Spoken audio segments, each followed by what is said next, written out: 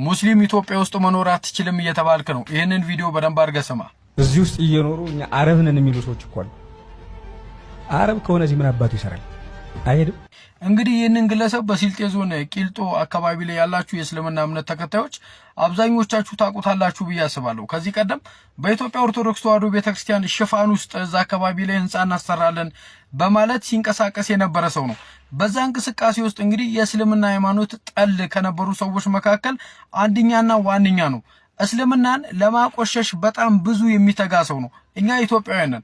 የትኛውም ሃይማኖት ተከባብሮ ተዋዶ ተቻችሎ መኖር አለበት ብለን የምናስብ ሰላም ፈላጊ ሰላም ናፋቂ ትውልዶች ነን። እንግዲህ የአገራችንን የሰላም ገጽታ ለማጥፋት ቀን በቀን በሃይማኖት ሽፋን ላይ የሚሰሩት የፖለቲካ አጀንዳ ከዚህ ቀደም እንደነገርኳችሁ ገዳም እናስተዋውቃለን፣ ገዳምን እንረዳለን በማለት የሚሰበስቡት ገንዘብ በሰሜኑ አካባቢ ላይ ያለን ጦርነት እንደሚደግፍ ከዚህ ቀደም ቪዲዮ ሰርቼላችኋለሁ። አብዛኞቻችሁም እንዳያችሁ ተስፋ አደርጋለሁ።